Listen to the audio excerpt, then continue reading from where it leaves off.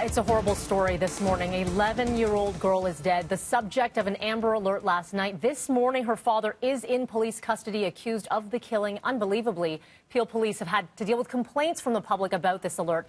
We're going to go live now to the scene of where this young body was found. Police just updating us now. So the reality is, and I'm going to just take you through the whole thing from the beginning, just so that we're all on the same page and everyone has the same information. Yesterday evening, shortly or around 7 o'clock, the mother did come to the 22 Division, where there were concerns for the well-being of her 11-year-old daughter, who was with her ex-boyfriend, or her father, right? So she's with her father. We did an extensive investigation in regards to where she could be, where they were, trying to locate the individuals. The Amber Alert did go out. We did obviously locate Raya. Unfortunately, she was deceased. And through the Amber Alert, however, we were able to locate the father. He was arrested in Aurelia by OPP, and we then took over custody early this morning. So where we're at now is that he's obviously been transferred to our custody. We will be looking at different charges. However, at this level of investigation with the Homicide and Missing Person Bureau, they will have to meet with the Crown Attorney later this morning at some point when the Crown Attorney is available. We'll discuss what level of charges we'll actually be looking at that. So at this point, no formal charges have been laid because those discussions need to take place. So that is where we're at this point. Can you talk about the information police have received that your father had plans to possibly harm himself and his child, how that information? That information was actually given to the mother. She received information from him, relaying that information, which obviously set off her alarms of extreme concern, which is why she attended the division, saying, I have gotten information, and now I'm concerned for the well-being of my daughter, and obviously even him, like, what's his state of mind.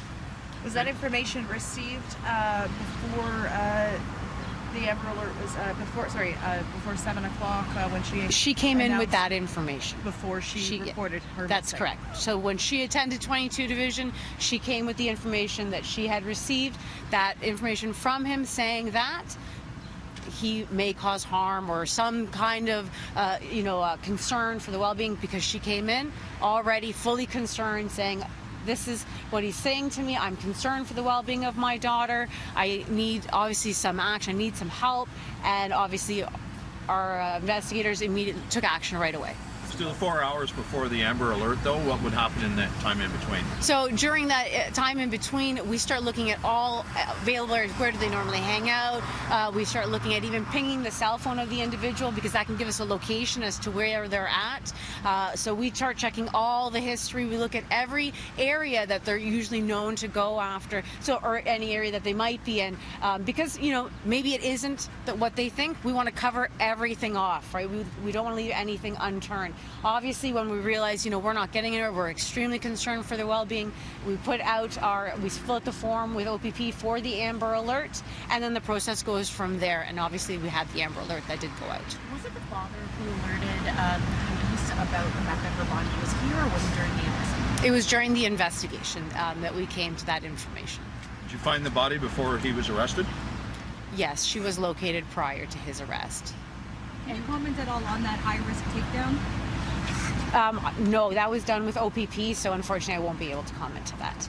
Were they married or in the process of a divorce? What was their status? Ex-boyfriend, so they weren't together anymore. Do you know what school she attended? Are you able to say that yet? No. In terms of court appearance, because no charges have been laid, likely won't be today? So obviously, if there's no charges laid, we wouldn't see a court appearance today. What we're looking at traditionally is about a 24-hour window. And you're expected to be here at the scene for several days? We'll be here until they're done processing it. Is she at 22 Division yet, or en route? En route. What is going on inside this area? We've seen people going in full protective gear. Can you talk about the investigation inside the home?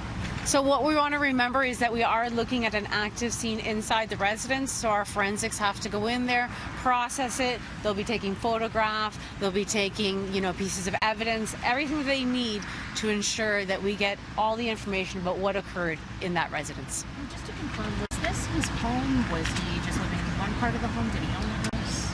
I don't know. I know he lived there. I don't know if I don't think he lived in the whole entire residence. But again, as I'm not 100% sure, I don't want to say that for sure. But he was staying in a portion of the residence. And when it comes to the investigation for now, I mean the threats as well that were they made over the phone? Were they text messages? What was I'm not sure of the nature. It's simply that she obviously had information that she felt was valid and shared it with us. A lot of people were complaining. We saw a tweet from Constable Lucan saying that he received a lot of phone calls as well as some complaints from people who said that the Amber Alert woke them up. And I just want to get your thoughts. You know, it's unfortunate, when an Amber Alert goes off in the sense of that it does disrupt people's, lifestyles if they're at home or if it wakes them up, because it can go off on the cell phones and everything.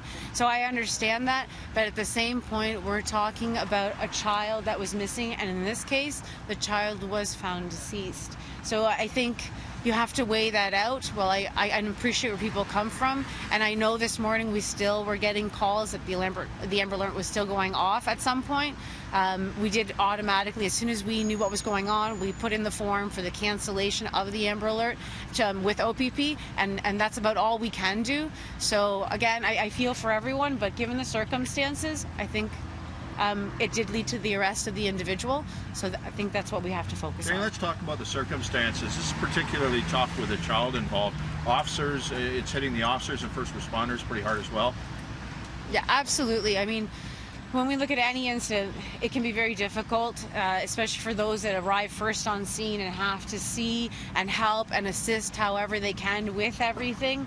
It can be very emotional for some, which is why we do have peer support and we do have counseling sessions available to all officers afterwards, and they are actually debriefed so that they can process what's going on. Thank you. Yep. Okay, and you were just listening in from Peel Regional Police updating what had happened. The body of 11-year-old Ria Rej Kumar located at this Brampton residence. Her father, we're now learning, the ex-boyfriend of the mom who had custody of this young girl.